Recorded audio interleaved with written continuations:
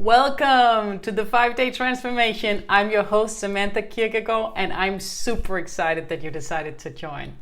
All right, I'm going to take you through the 5 essential steps to get your marriage back on track and rekindle newlywed love. Here's what you'll be able to do after these 5 days. You'll be able to lead yourself with love no matter what goes on around you. And you'll stand out as a source of inspiration to other wives. You'll be able to resolve conflicts and unite your family.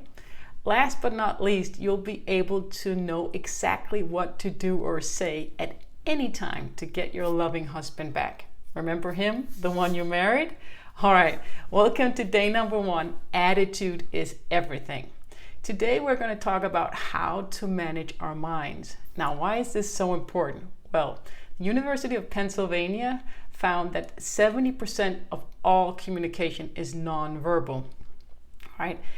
It's not what we say that matters, it's how we feel when we say it. And ladies, if we don't manage our minds, our emotions are going to manage us, because when you manage your minds, you manage your emotions, and you don't want them to manage you. Okay, so there are 2 principles to remember when managing your mind. Number 1, what you see is what you get. What you look at grows. So notice what you're looking for, because that becomes your reality.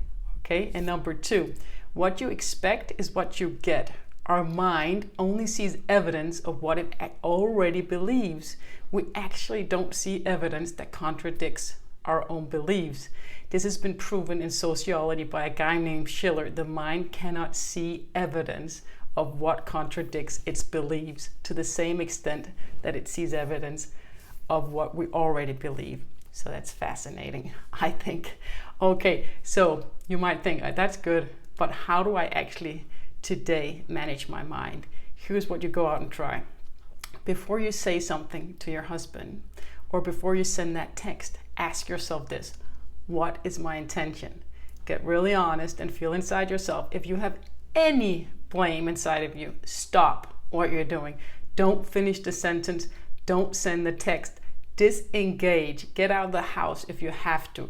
Nothing you do from this point on is going to get you anything you want back. Everything we get back is a result of what we sent out. Okay?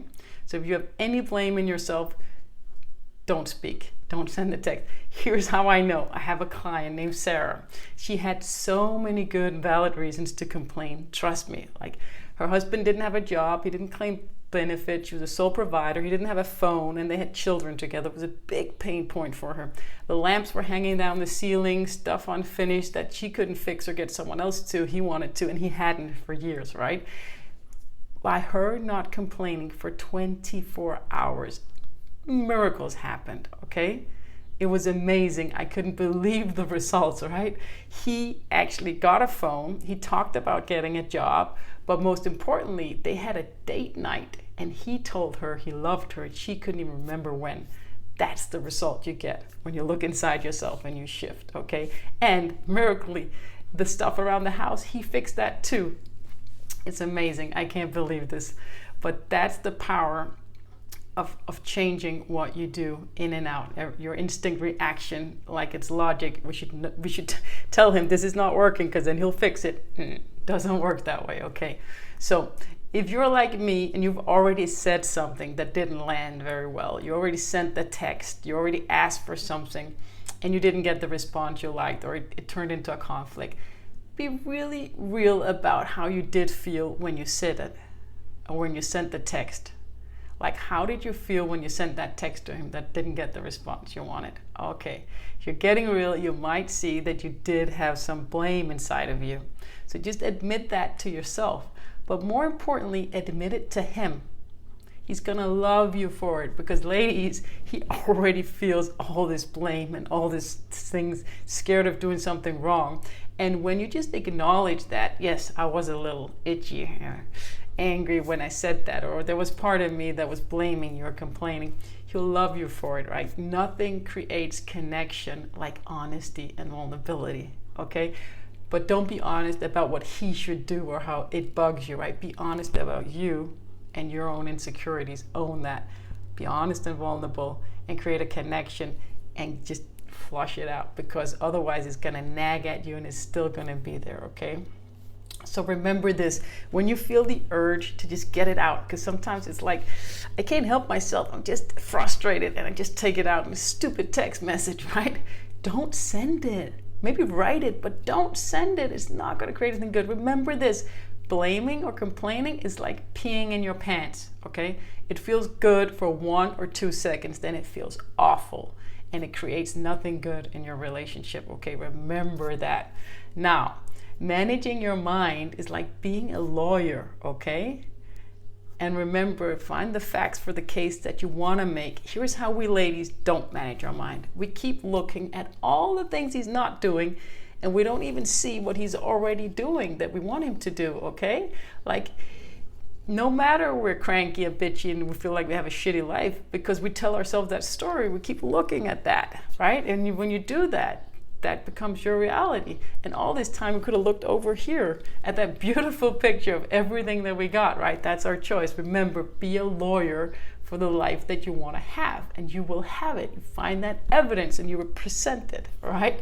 Don't tell yourself the story that you married a loser. That is such an easy story to tell, but don't tell it, okay? What you see is what you get. Tell yourself the story about the Superman that you found. The one that you married, he's there, he's in there, he's just scared, ladies. He really is, all right? It's our job to get him to feel safe and come back out, and we have that power. Remember that we have much more choice than he does, because he's really scared. Like, I can always go over and hug my husband, and he's too scared to do that many times, right? You have that power. It's your obligation, okay? So the homework is this: gratitude is the fastest hack to up-level your attitude. So your homework is to find 10 things that you love about A, what your husband is already doing, B, your relationship with him, and C, him as a person. 10 gratitudes in each category. That's a minimum of 30 gratitudes. Now, if you want to up-level, you write 10 new gratitudes per day for the 5-day transformation. And if you want to be really straight A student, you write 10 new in each category. So you get all the way up to 150 gratitudes, okay? If you don't have Facebook, just reply to this email and write them to me. I want to know them and see them, and it's important for you to share it.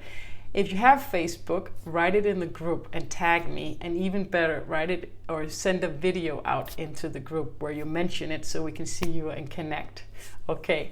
This really works wonders. I can't wait for you to hear all the great things that you love about your husband. And I'm going to share in there too. See if I can make the 150 by the end of these 5 days. And that's it for today's homework. Tomorrow, we're going to talk about how to communicate with a man when you are in fact a woman, how to manage our words. Okay, so see you in the Facebook group. Good luck, ladies.